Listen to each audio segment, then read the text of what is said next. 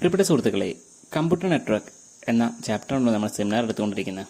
അതിൽ എൻ്റെ ടോപ്പിക്കായി വരുന്നത് ട്രാൻസ്മിഷൻ മീഡിയ എന്നതിലെ അൺഗൈഡഡ് മീഡിയ ആണ്. അതിൽ വരുന്നതാണ് terrestrial microwave and satellite microwave. അത് നമുക്ക് വിശദമായി ചർച്ച ചെയ്യാം. ആമുഖം എന്ന നിലയിൽ ട്രാൻസ്മിഷൻ മീഡിയ എന്തെന്ന് പറഞ്ഞുകൊണ്ട് തന്നെ തുടങ്ങാം. ട്രാൻസ്മിഷൻ മീഡിയ ഒരു ഡാറ്റ ട്രാൻസ്മിഷൻ സിസ്റ്റത്തിൽ ട്രാൻസ്മിറ്ററും റിസീവറും തമ്മിൽ വിവരങ്ങൾ കൈമാറുന്ന ഒരു ഫിസിക്കൽ ചാനലാണ് ട്രാൻസ്മിഷൻ മീഡിയ. നമുക്ക് രണ്ടായി തരംതിരിക്കാം: bounded media and unbounded media. Bounded മീഡിയയെ നമുക്ക് മറ്റു പേരിലും വിളിക്കാം guided media and wired media. അതുപോലെ തന്നെ അൺബൗണ്ടഡ് മീഡിയയും unguided media and wireless media എന്നും വിളിക്കാം. അതിൽ നിന്ന് തന്നെ വയേർഡ് മീഡിയ എന്ന് പറഞ്ഞാൽ ഡാറ്റ സിഗ്നൽസ് ട്രാൻസ്മിറ്റ് ചെയ്യുന്നത് ഒരു വയറിലൂടെ ആയിരിക്കാം. എന്നാൽ വയർലെസ് മീഡിയയോ എയറിലൂടെയും വേക്കപ്പിലൂടെയും ആയിരിക്കാം. ഇവിടെ കമ്പാരിസൺ ജസ്റ്റ് ഒന്ന് നോക്കി പോകാം. അതിൽ ആദ്യ പോയിന്റ് നമ്മൾ സൂചിപ്പിച്ചത് തന്നെയാണ്.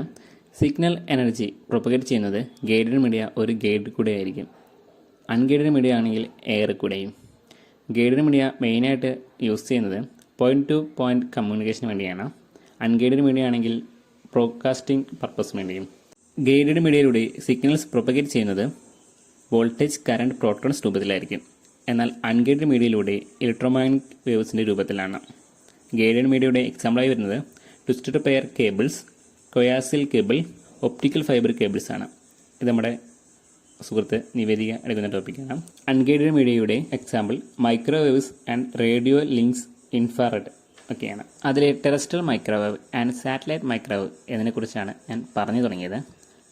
അപ്പോൾ വിശദീകരിക്കാം. Terrestrial microwave transmission is a technology that transmits the focused beam of radio signal from one group based microwave transmission antenna to another.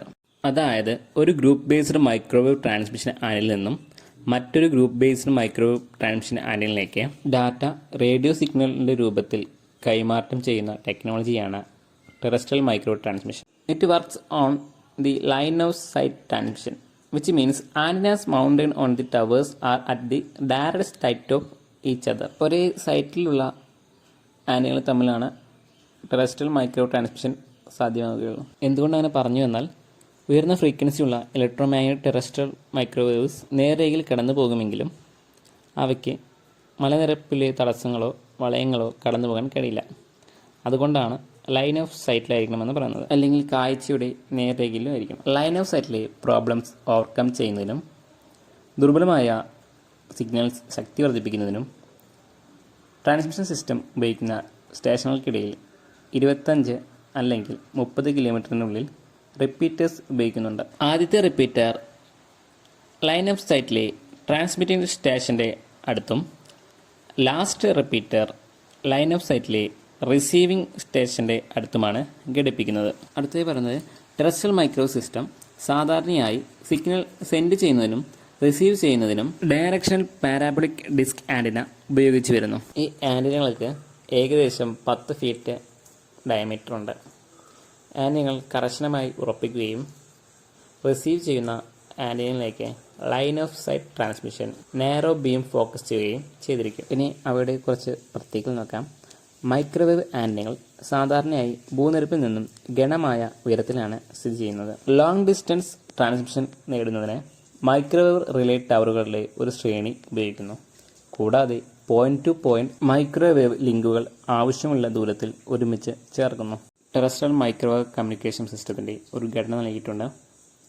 Transmission station, transmission antenna and receiving antenna, receiving station, അവയ്ക്കിടയിൽ repeater, line to sight communication എന്നിവയൊക്കെ വിവരിച്ചിട്ടുണ്ട്. Terrestrial microwave സിസ്റ്റത്തിൻ്റെ primary ഉപയോഗം എന്ന് പറയുന്നത് ടെലിവിഷനും ശബ്ദവും transmission ചെയ്യുന്നതിനുള്ള കൊയാസിൽ കേബിളിന് പകരമായി ദീർഘദൂര ടെലികമ്മ്യൂണിക്കേഷൻ സേവനമാണ്. അവയുടെ ട്രാൻസ്മിഷന് സാധാരണയുള്ള ഫ്രീക്വൻസി എന്ന് പറയുന്നത് 2 മുതൽ 4 GHz വരെയാണ്. ഉയർന്ന ഫ്രീക്വൻസി ഉപയോഗിച്ചാൽ ഉയർന്ന പൊട്ടൻഷ്യൽ ഉള്ള ബാൻഡ് വിഡ്ത്ത് ആയിരിക്കും. അതിനാൽ ഉയർന്ന പൊട്ടൻഷ്യൽ ഡാറ്റ നിരക്ക് ലഭിക്കുകയും ചെയ്യും. അടുത്തത് ടെറസ്ട്രിയൽ മൈക്രോവേവ് സിസ്റ്റത്തിൻ്റെ അഡ്വാൻറ്റേജും ഡിസഡ്വാൻറ്റേജും നോക്കാം. ടെറസ്ട്രിയൽ മൈക്രോവേവ് സിസ്റ്റത്തിന് 16 GHz/s വേഗതയുണ്ട്. അതിനാൽ അവയ്ക്ക് ഒരേ സമയം ഏകദേശം 2,50,000 വോയിസ് ചാനലുകൾ പിന്തുണയ്ക്കാൻ കഴിയും.